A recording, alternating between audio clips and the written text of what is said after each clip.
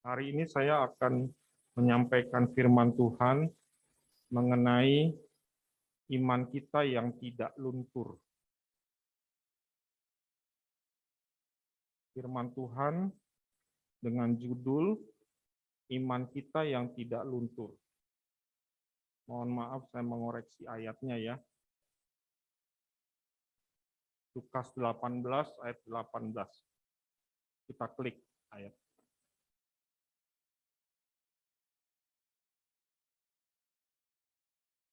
Firman Tuhan berbunyi, "Adakah aku berkata kepadamu, ia akan segera membenarkan mereka, akan tetapi jika Anak Manusia itu datang, adakah ia mendapati iman di bumi?" Ya, sekali lagi saya bacakan firman Tuhan dari Injil Lukas pasal yang ke-18 ayat 8. Injil Lukas pasal yang ke-18 ayat yang ke-8. "Aku berkata kepadamu, ia akan segera membenarkan mereka, akan tetapi jika Anak Manusia itu datang, adakah ia mendapati iman di bumi?" Amin. Bapak, Ibu, Saudara yang dikasihi Tuhan, firman Tuhan ini adalah firman yang disampaikan langsung oleh Tuhan Yesus pada masa itu kepada murid-muridnya. Murid-muridnya di sini mereka membutuhkan Tuhan di dalam setiap pelayanan, di dalam setiap kehidupan mereka, di dalam setiap pengiringan mereka kepada Tuhan. Dan di sini mereka sering berbicara kepada Tuhan, sering ngobrol sama Tuhan, sering bersekutu dengan Tuhan. Bahkan di saat-saat mereka sedang mengalami banyak pergumulan, ya, tentunya kan mereka harus melepaskan segala penghidupan mereka, keluarga mereka sepenuhnya mengikut Yesus. Tentunya banyak sekali hal-hal yang mereka hadapi, pergumulan, masalah, tantangan hidup. Disitulah mereka memerlukan Tuhan. Dan ketika Tuhan berbicara, mereka merasa kuat. Mereka memerlukan kekuatan. Ya. Disinilah Tuhan sungguh-sungguh menasehati mereka, memberikan mereka pengajaran bahwa segala sesuatu itu adalah iman. Kedatangan Tuhan nantinya yang diperhitungkan adalah apakah semuanya itu kita datang atau Tuhan datang, didapati hidup kita itu ada iman.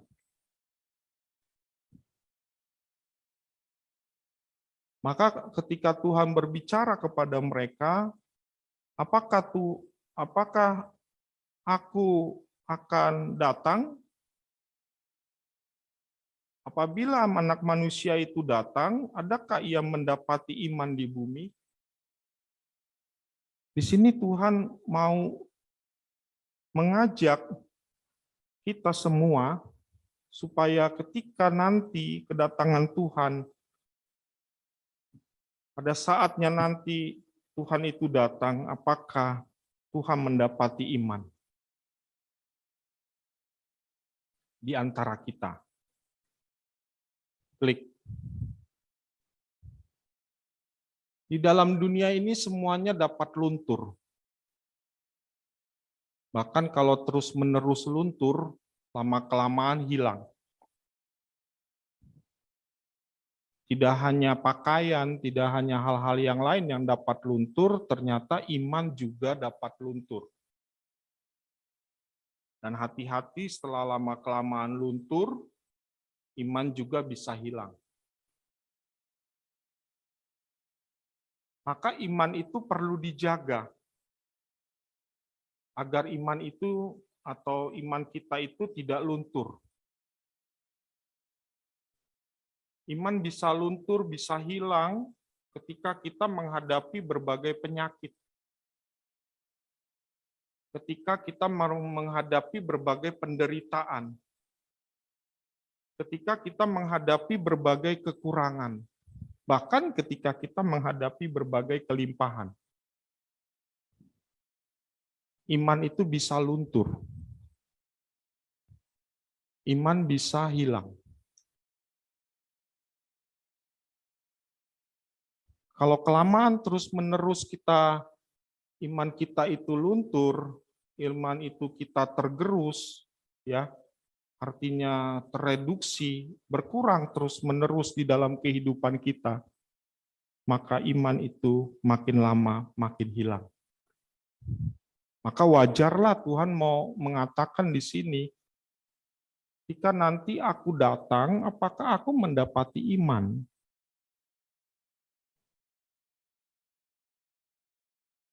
Nah, seharusnya iman kita di hadapan Tuhan itu tidak luntur, tetapi makin lama makin bertambah. Makin lama makin meningkat. Itu yang harusnya terjadi di dalam kehidupan kita. Seberapa lama kita menjadi ikut Tuhan, orang Kristen, bahkan kita mungkin dari sejak lahir kita ikut Tuhan, seharusnya iman kita itu harus makin lama makin bertambah. Iman kita makin lama harus makin meningkat. Maka Tuhan mengumpamakan di dalam perumpamaan, di dalam pelayanannya, kalau imanmu saja sebesar biji sesawi saja, kita sudah pernah lihat biji sesawi itu sangat kecil, maka engkau dapat memindahkan gunung itu, dipindahkan dari A ke B, iman sebesar biji sesawi saja. Maka iman sebesar biji sesawi itu yang awal mula kita terima ketika kita menerima Tuhan Yesus, maka iman itu harus makin lama makin besar. Makin lama makin bertambah, bukan makin lama makin berkurang.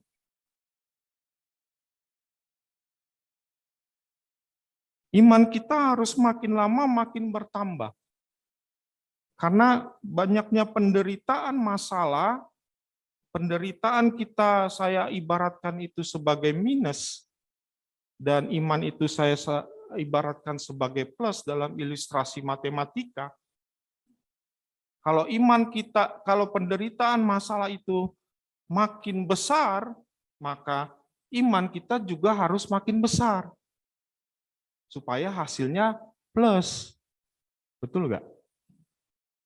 Ya, matematika kan minus tambah plus. Plusnya itu harus besar. Plusnya harus lebih besar dari minus supaya hasilnya plus.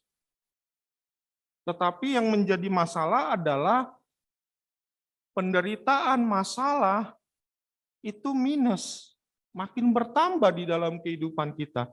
Tetapi iman kita makin lama makin minus juga.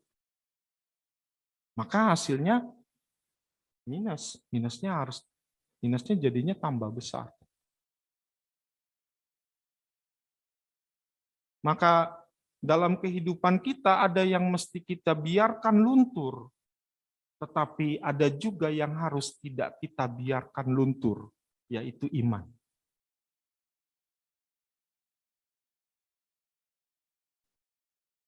Bahkan iman itu harus semakin bertambah. Bahkan iman itu harus semakin meningkat. Nah, sekarang yang menjadi pertanyaannya adalah bagaimana caranya ya agar iman kita tidak luntur. Ya. Ini renungan yang akan kita pelajari, saya akan uraikan satu persatu ya untuk kita pelajari dan renungkan bersama-sama. Klik. Selain kita harus memiliki pegangan ya. Pegangan atau pondasi yang benar dalam kita menjaga iman kita supaya tidak luntur. Yang selain itu adalah kita harus memiliki pembimbing yang benar. Ya. Ini saya mau uraikan dari sudut perspektif yang lain ya. Kita kan sudah mendengar bahwa kita supaya kita memiliki iman yang tidak luntur atau iman yang kuat, kita harus punya pegangan, punya pondasi, yaitu firman Tuhan. Ya, itu sudah kita dengar berulang-ulang kali ya, pendalaman Alkitab, khotbah di sini. Tapi saya mau lihat dari sudut lain, bahwa selain kita harus memiliki pegangan, pondasi yang benar yaitu Alkitab, supaya iman kita tidak luntur, kita harus memiliki pembimbing yang benar. Ini yang pertama. Kita buka Ibrani 13 ayat yang ke-7. Ibrani pasal yang ke-13 ayat yang ke-7 sudah tersedia. Ya. Tinggal diplototin aja ya. Ingatlah akan pemimpin-pemimpin kamu yang telah menyampaikan firman Tuhan kepadamu, perhatikanlah akhir hidup mereka dan contohlah iman mereka. Bapak, Ibu, Saudara, kita di dalam kehidupan ini, tolong diklik, kita membutuhkan figur atau pembimbing atau guru atau mentor atau pemimpin sebagai pembimbing kita yang benar. Supaya iman kita itu bisa terjaga kuat, tidak gampang luntur dan hilang.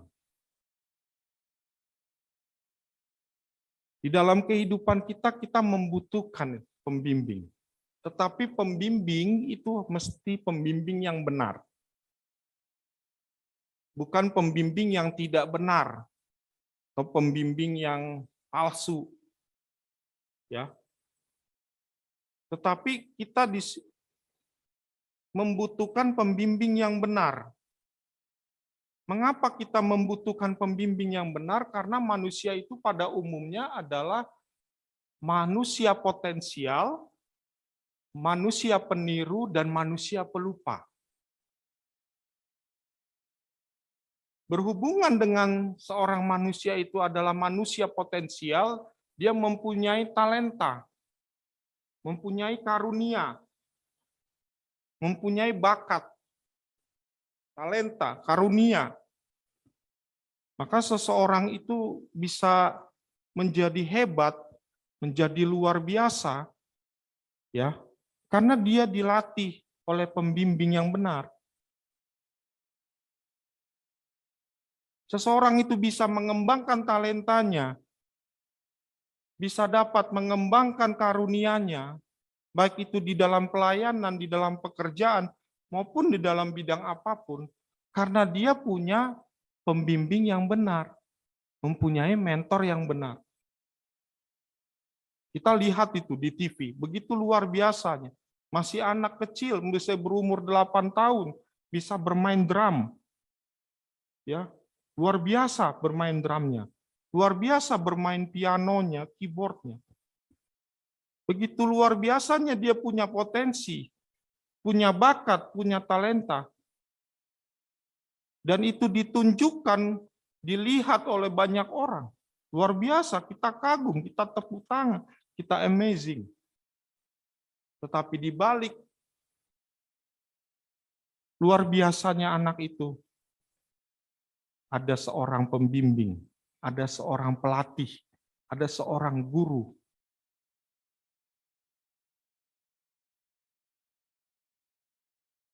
Maka sebagai umat Tuhan, kita pun mempunyai talenta, mempunyai karunia. Dan itu mesti kita kembangkan. Dan harus ada ya pembimbing, harus ada pelatih, harus ada guru, mentor yang benar. Sehingga kalau dalam konteks iman, Ya, pembimbing atau pelatih inilah yang akan melatih iman kita. Inilah yang akan membawa kita kepada cara-cara, ya, langkah-langkah yang akan membimbing kita, diarahkan kita.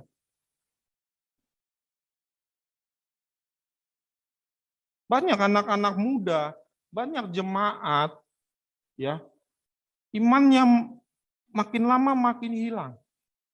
Yang dulu suka berdoa, boro-boro sekarang berdoa. Didoakan juga nggak mau. Ada. Saya bukan ngomong kosong, ada. Dulu suka berdoa. Sekarang boro-boro. Didoakan aja juga nggak mau. Dulu suka melayani. Sekarang dilayani aja nggak mau. Boro-boro mau melayani lagi. Ada banyak orang, banyak anak-anak muda yang imannya luntur, bahkan sudah hilang. Dikarenakan tidak memiliki pembimbing yang benar. Atau anak muda itu tidak mau cari pembimbing yang benar. Dia cari teman-teman sebayanya yang menasehatinya. Bahkan menasehatinya bukan yang benar, malah salah.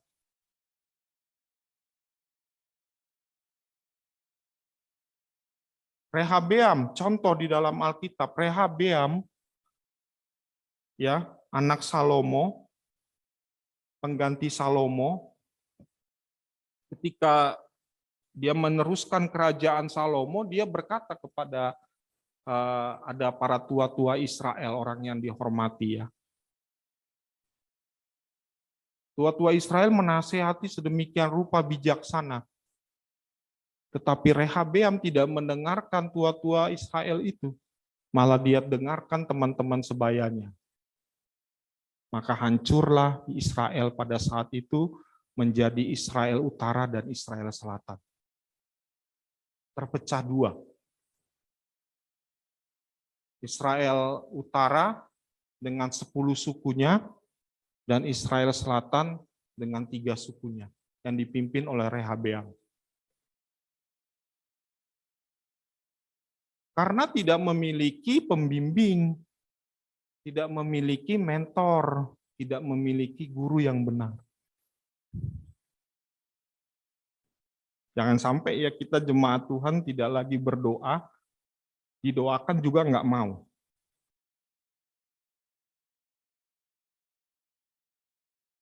Alasan yang kedua, mengapa manusia itu perlu pembimbing? Karena manusia itu peniru. Belum, bro. Manusia itu peniru, dia itu meniru. Ya, dia meniru, anak kecil itu meniru yang lebih besar. Dan kita juga sebenarnya secara umum itu meniru. Maka ketika kita mempunyai sikap meniru ini, maka kita memerlukan pembimbing atau mentor atau guru yang benar. Kalau enggak, habis kita. Selain itu juga manusia itu pelupa. Lupa.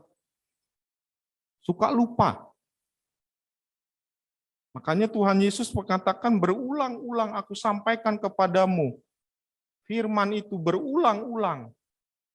Nah, sekian banyak input yang kita terima, ya. Input yang kita terima, masukan yang kita terima, ya. Saya saja sering lupa balas SMS, balas WA. Sampai pernah 3 hari saya nggak balas WA teman saya. Padahal isinya, tolong bantu saya dalam doa. Saya sedang ada di rumah sakit. Karena berbagai kesibukan kegiatan, sehingga WA itu tertimpa, ya, dengan berbagai macam WA juga. Sehingga tertutup, dan saya sudah baca ya, tetapi saya lupa mendoakan. Bayangin kalau dia lagi sakit parah, meninggal, siapa yang disalahkan saya sama Tuhan? Untungnya belum meninggal. Begitulah kita ya, seringkali banyak yang masuk nih, berbagai kesibukan kegiatan kita, sehingga kita lupa. Maka disitulah diperlukan ya pembimbing yang benar. Jadi saya ingin Anda ini, jemaat kita ini menyadari ya bahwa kita itu perlu pembimbing.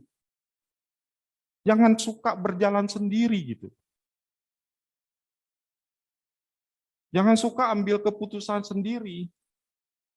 Kita ini memerlukan, saya juga memerlukan pembimbing. Para staf gembala memerlukan pembimbing. Itu ada gembala.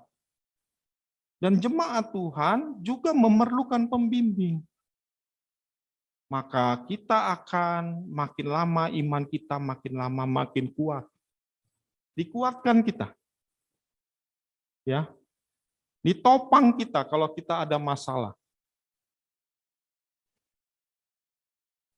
Maka disitulah iman kita makin lama makin kuat. Iman kita menjadi tidak luntur. Manusia bisa dilatih menjadi baik dan jahat di tangan siapa manusia itu menjadi baik, diperlukan pembimbing yang benar. Ya. Ini ada teori tabula rasa dari John Locke. Ini orang ini emang saya nggak suka ya. Tapi dia ini seorang pelopor atau pemahaman ateis. Ya, yang mengumumkan tentang ateisme. Tidak percaya adanya Tuhan. Tapi ada satu pernyataan dia yang luar biasa. Yang saya kutip. Katanya manusia itu lahir seperti kertas putih. Ya. Putih dia. Perlu dicoret. Siapa yang mencoretnya? Perlu menggambarnya. Siapa yang menggambarnya? Perlu diwarnai kehidupannya. Siapa yang mewarnai kehidupannya? Selain dirinya sendiri diperlukan juga pembimbing. Ya. Jadi mari jemaat Tuhan, ya, kalau merasa tidak ada yang pengen teman ngobrol, teman curhat, carilah suatu pembimbing yang di atas Bapak Ibu. Nah ini diperlukan. Facebook aja, kita masuk Facebook aja selalu ditanya, apa yang sedang Anda pikirkan? Apa yang sedang kamu pikirkan? Apa yang ingin kamu katakan? Ya kan? Jangan pembimbing kita jadinya Facebook, Twitter, dan media-media sosial. Anda memilih pembimbing yang salah. Ya. Maka di sini kita memerlukan pembimbing yang benar agar iman kita kuat. Yang kedua, cara yang kedua. Supaya iman kita tidak luntur, cara yang kedua adalah kita mesti memiliki pemahaman yang benar atau falsafah yang benar. Kita lihat Filipi 4 ayat 12 sampai 13.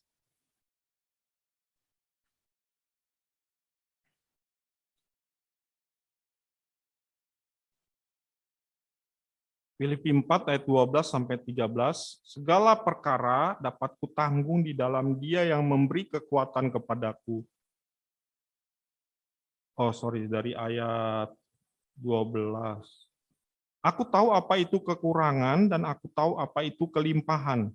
Dalam segala hal dan dalam segala perkara tidak ada sesuatu yang merupakan rahasia bagiku, baik dalam hal kenyang maupun dalam hal kelaparan, baik dalam hal kelimpahan maupun dalam hal kekurangan.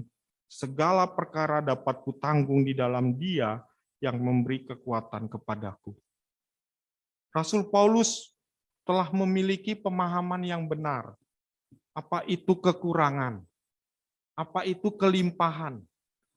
Ya, apa itu kenyang? Apa itu lapar? Tidak ada lagi yang rahasia bagi Rasul Paulus. Ini luar biasa. Bahkan di ayat-ayat lain, apa itu penderitaan, apa itu kesesakan, apakah itu karam kapal, apakah itu disiksa, didera, tidak ada yang dapat memisahkan kita dari kasih Kristus. Rasul Paulus tahu betul, memahami betul, mengerti betul segala yang terjadi di dalam kehidupannya. Tidak ada sesuatu yang rahasia lagi. Tidak sesuatu ada rahasia yang misteri lagi di dalam kehidupannya.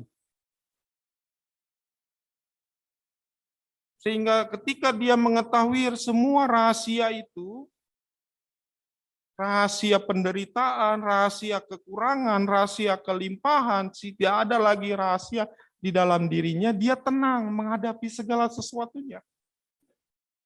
Maka di ayat 13, segala perkara dapat kutanggung. Tidak ada lagi yang menurut dia merasa dia kecewa, putus asa, dia lalu takut, panik, ya marah-marah. Enggak. Dia bilang sama Tuhan, Tuhan tidak hadir, enggak ada perkataan di dalam Rasul Paulus seperti itu. Karena dia sudah mengerti betul apa yang terjadi di dalam kehidupannya. Karena semua manusia tahu betul, semua manusia pasti mengalami masalah. Kadang kan masalah itu bertubi-tubi, makin lama makin besar. Kalau kita nggak ngerti bahwa masalah itu akan mendatangkan kebaikan buat kita, akan mendatangkan berkat buat kita, maka seringkali kita menjadi kecewa dengan Tuhan. Seringkali itu kita menjadi putus asa dengan Tuhan. Maka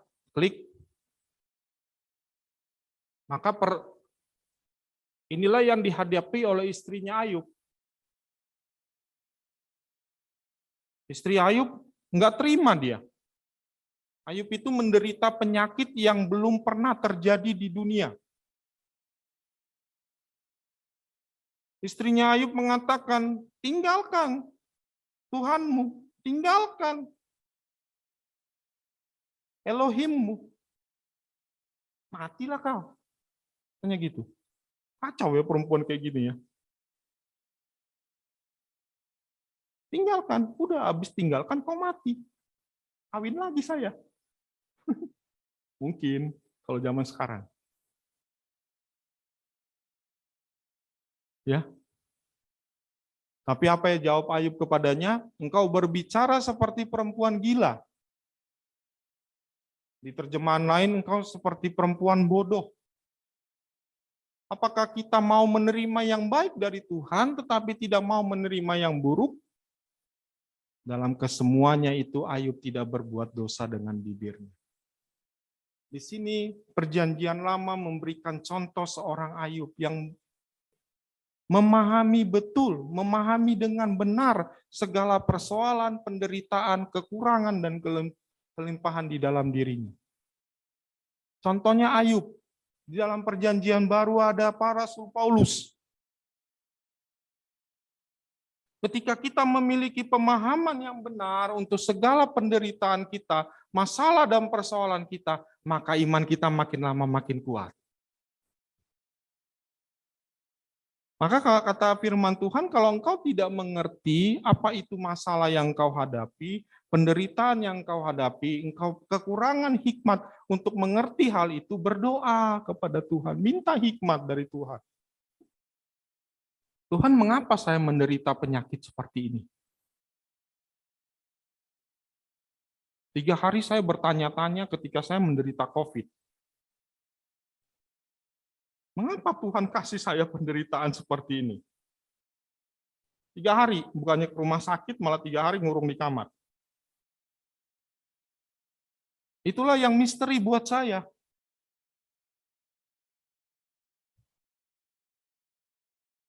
Seringkali kita seperti itu. Kita kekurangan hikmat untuk mengerti, Tuhan apa? Ada apa di balik semua persoalan masalah saya ini? Ada apa di balik semua tragedi peristiwa dalam kehidupan saya ini? Kita minta sama Tuhan hikmat itu sehingga kita mengerti. Oh, dengan memiliki pemahaman yang benar atas setiap kehidupan kita yang terjadi, maka iman kita makin lama makin kuat dan tidak luntur. Amin. Yang terakhir, yang ketiga.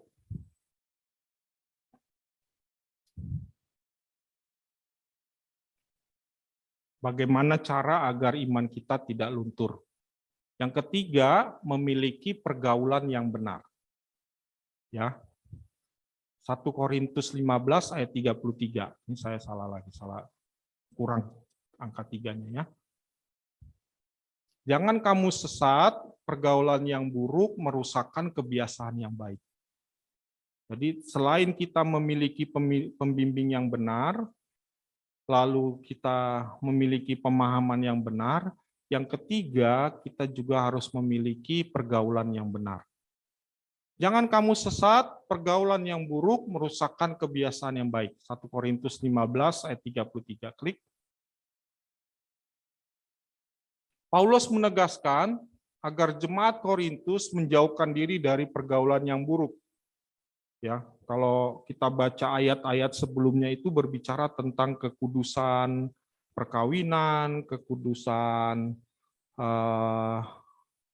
pergaulan, istilahnya jangan engkau melakukan percabulan di antara kamu, perzinahan di antara kamu, itu di ayat-ayat sebelumnya ya, ayat-ayat sebelumnya. Jadi di sini Rasul Paulus mau mengingatkan supaya mereka menjauhkan diri dari pergaulan-pergaulan yang buruk, karena mereka adalah orang-orang yang sudah bersatu dengan Tuhan sehingga tidak layak untuk terus hidup di dalam dosa. Ya.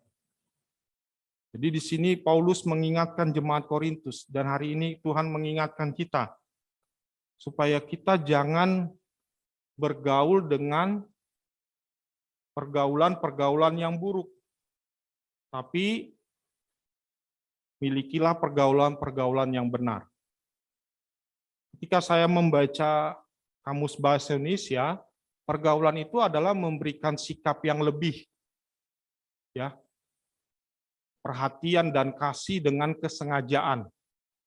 Apakah itu kepada manusia, ya, atau itu kepada bukan manusia, dan juga kepada benda.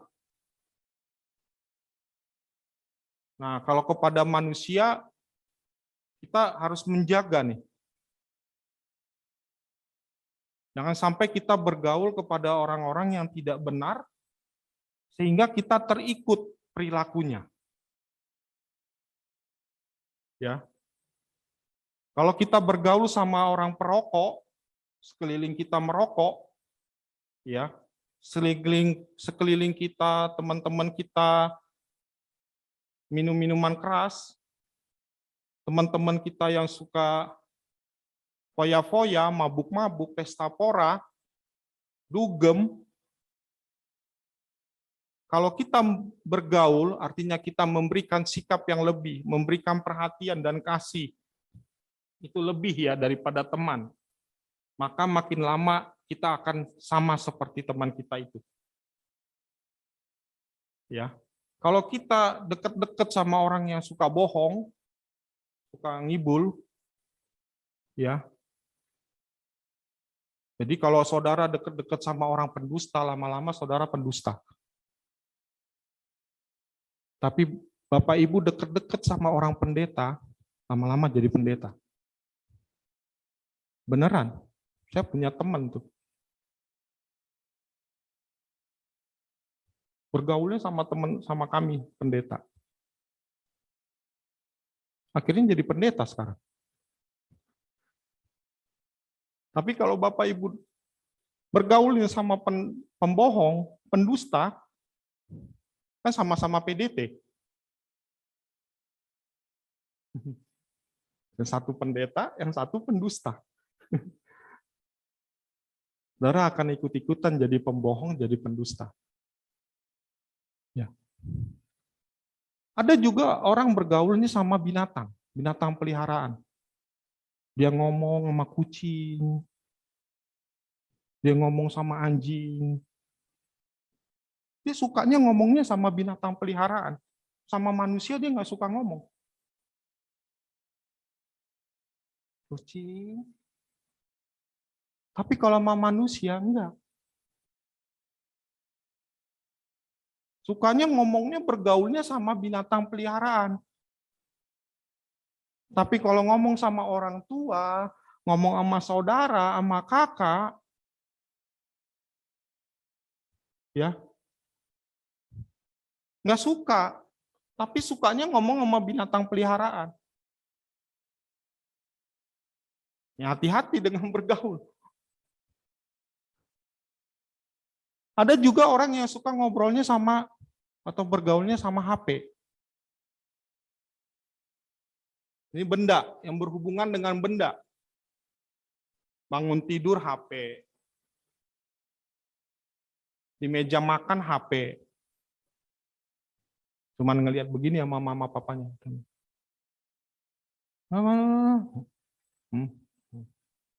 Dia ngobrolnya bergaulnya sama HP. Ya, bahkan di gereja pakai HP. Bukan untuk lihat Alkitab, tapi ngobrol sama HP. Ya WA nama siapa gitu ya.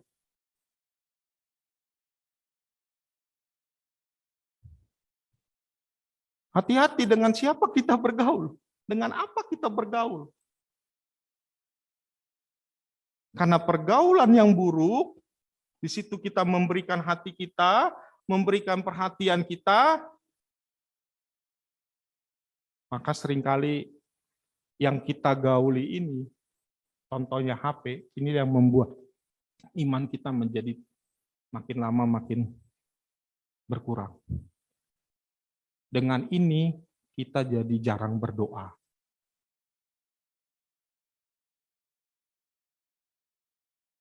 Apa? Dengan benda apa selain ini? Game.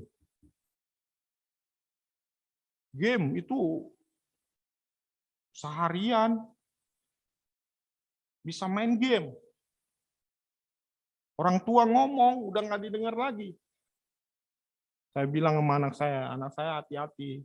Nah, hati-hati. Kalau kau nggak dengar sama orang tua, kau asik main game, lama-lama telingamu itu nggak dengar sama sekali.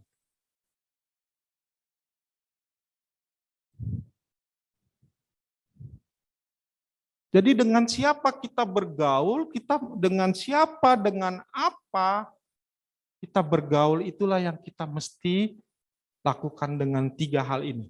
Ya, klik. Cara pergaulan yang benar, berhati-hati dalam memilih. Ya, kalau memilih pasangan, hati-hati.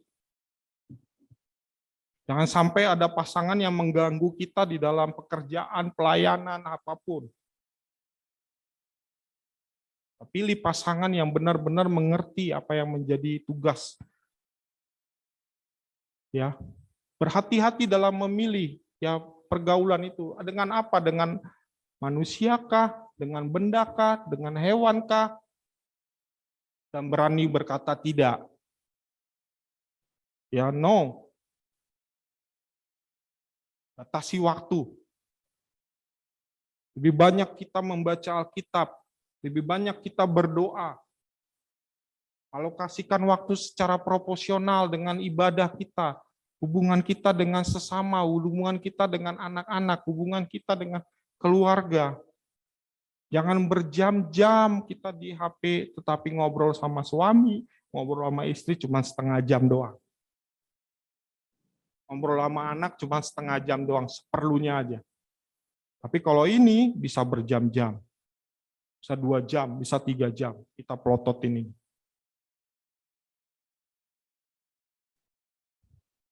Jadi miliki pergaulan yang benar, berhati-hati dalam memilih, berani berkata tidak, dan bersekutu dengan Tuhan. Klik. Jadi supaya iman kita tidak luntur, maka kita dengan cara yang pertama memiliki pembimbing yang benar, yang kedua memiliki pemahaman yang benar, dan yang ketiga kita memiliki pergaulan yang benar. Demikian firman Tuhan, Tuhan Yesus memberkati.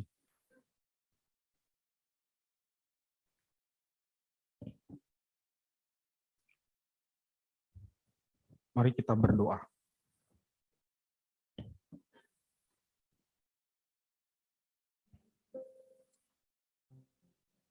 Kami bersyukur Tuhan, kami telah belajar firman-Mu, kami telah belajar merenungkan firman Tuhan. Biar iman kami makin hari makin bertambah Tuhan. Apalagi kami akan sebentar lagi meninggalkan tahun 2021 ini. Kami perlu mengevaluasi iman kami. Apakah iman kami luntur, sudah mulai luntur di hadapan-Mu? Apakah iman kami makin bertambah, meningkat? Ya Tuhan, hamba-Mu berdoa, tambahkanlah iman kami, kuatkanlah iman kami, teguhkanlah iman kami. Sehingga semakin hari iman kami semakin bertambah. Iman kami semakin kuat di dalam Tuhan. Terima kasih Tuhan Yesus. Kami bersyukur, kami memuji dan memuliakan nama-Mu. Dalam nama Tuhan Yesus kami berdoa. Amin.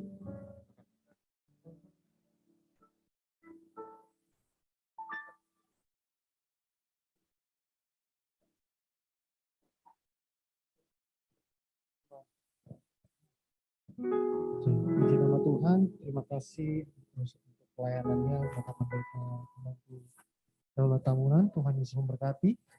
Ini tiba saatnya kita akan memberikan persembahan kita.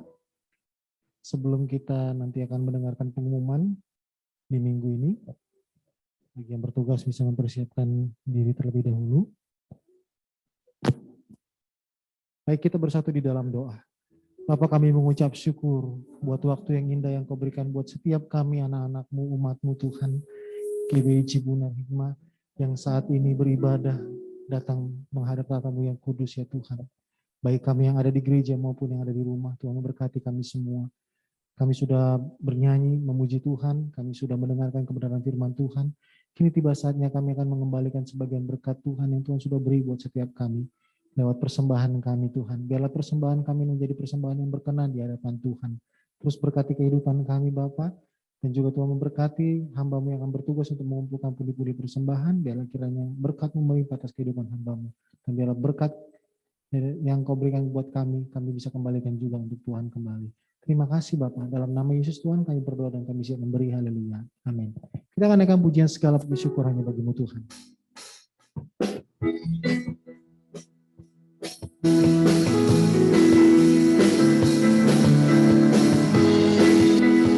Mari jemaat Tuhan, sama-sama kita katakan segala puji syukur. Segala puji syukur hanya bagi-Mu Tuhan, sebab Kau yang layak dipuja. Kami mau bersorak tinggikan nama-Mu. Haleluya. Soraklah haleluya. Soraklah haleluya. Soraklah haleluya. Haleluya.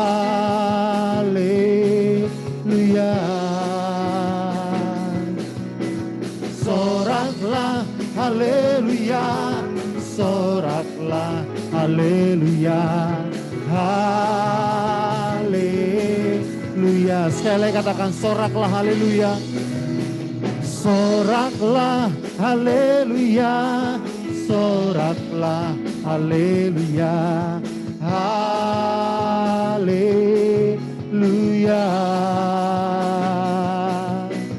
Soraklah haleluya. Soraklah haleluya.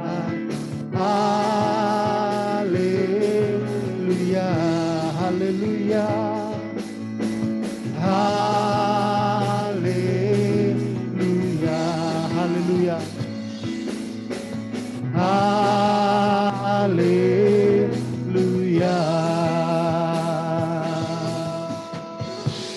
Puji Tuhan, kita sudah berada di penghujung ibadah kita pada saat pagi hari ini. Lalu kita akan mendengarkan pengumuman yang akan disampaikan pada pagi hari ini. Pengumuman yang pertama, dukung dalam doa kalau setelah ibadah pagi saat ini akan ada perayaan Natal Sekolah Minggu di Cibunar Hikmah.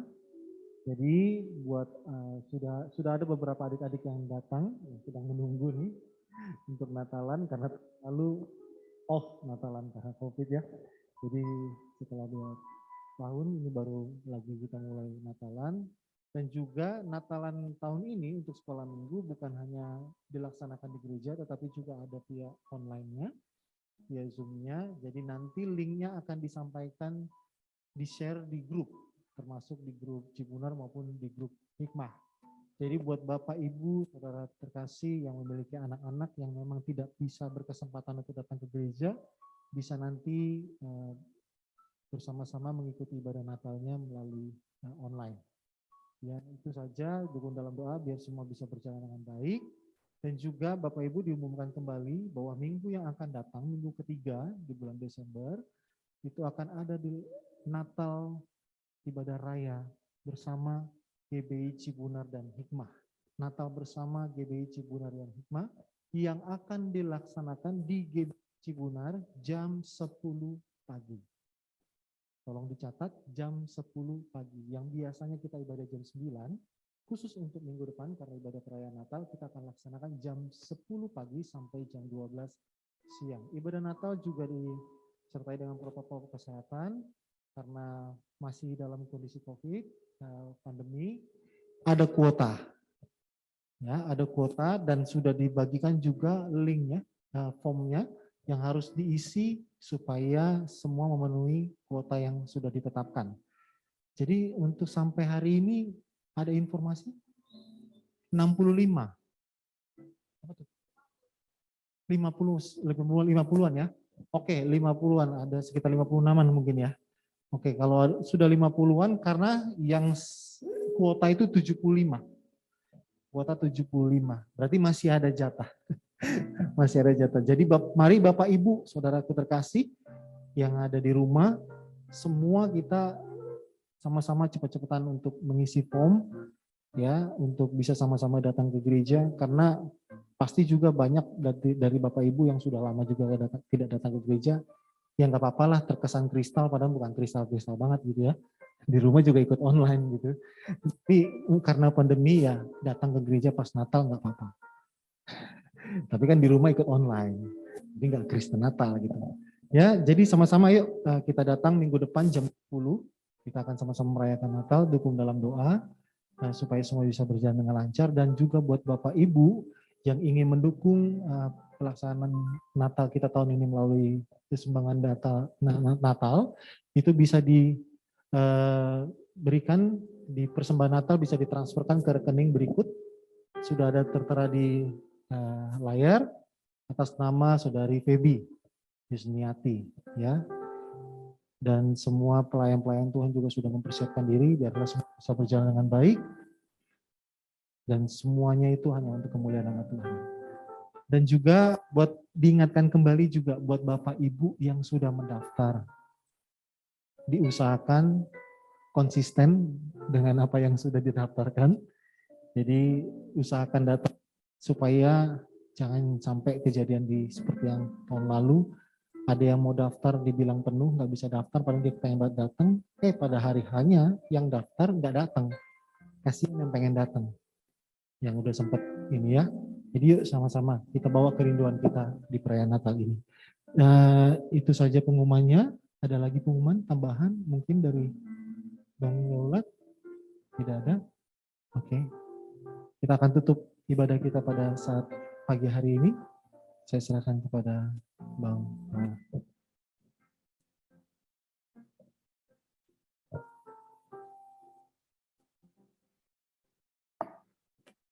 Mari kita berdoa syafaat.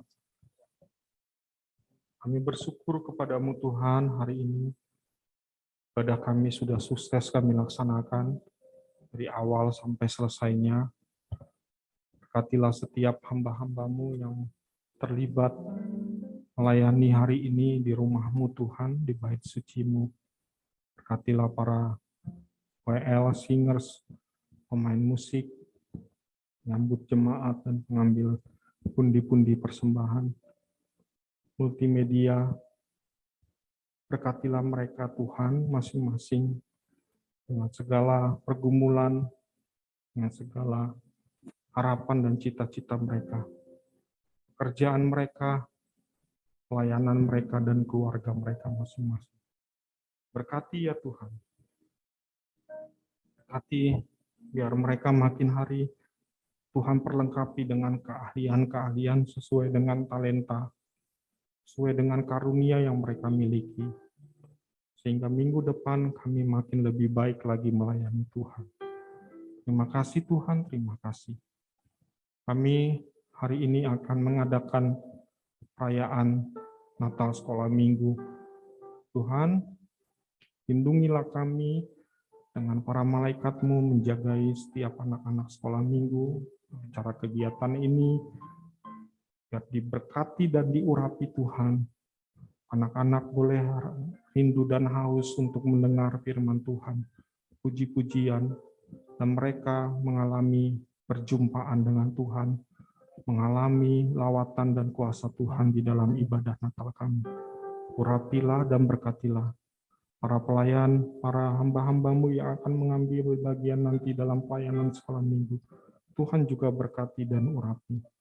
Sepenuhnya kami serahkan kepada-Mu Tuhan.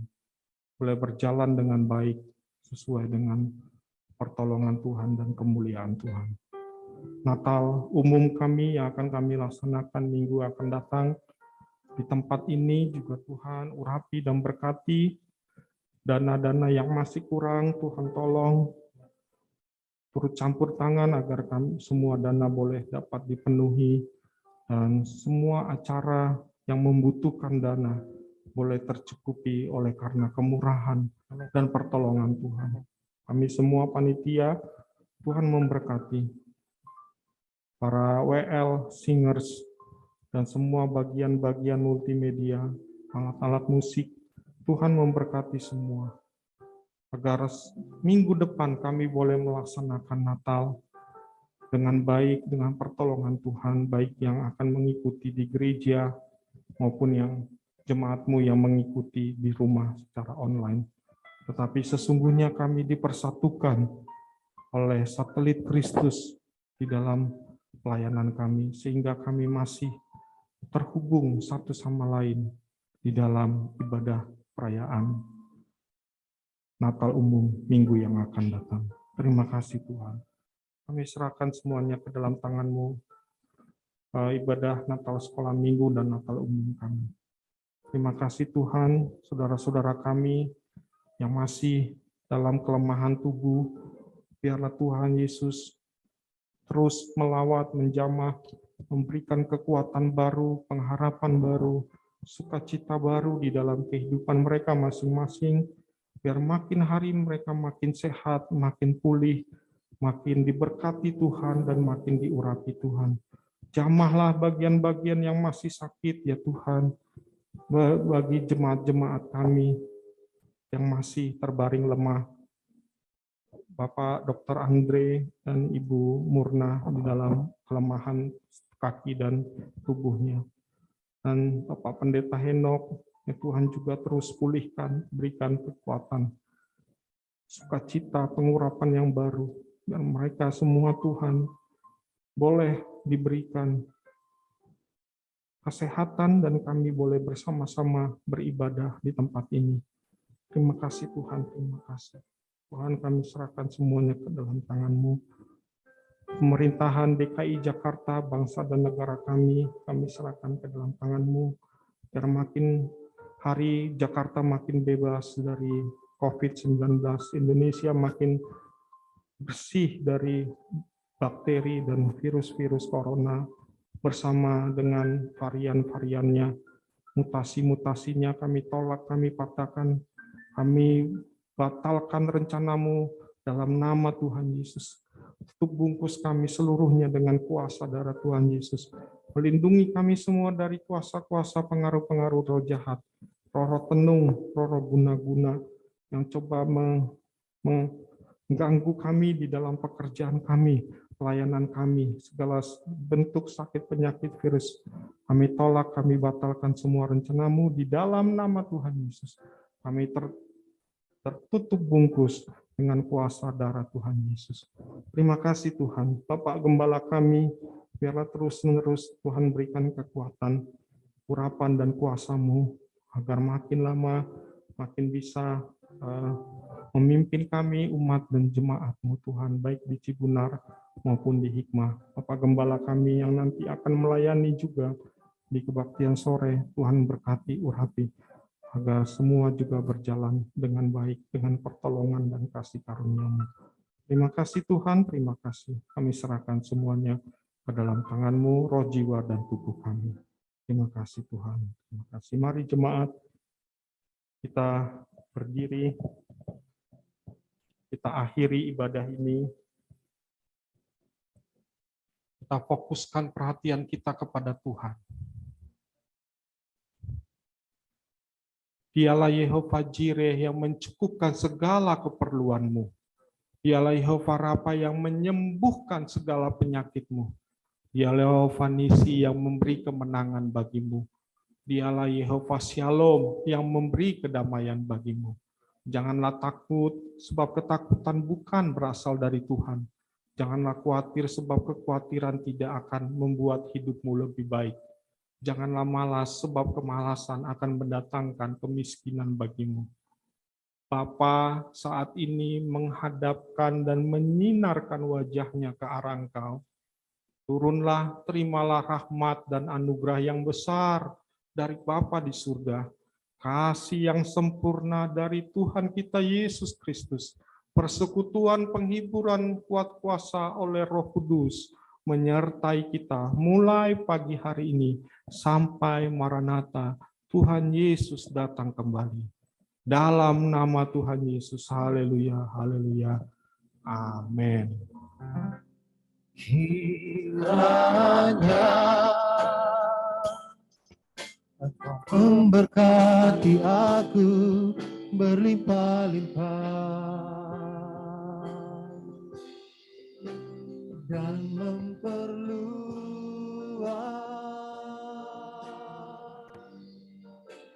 daerahku,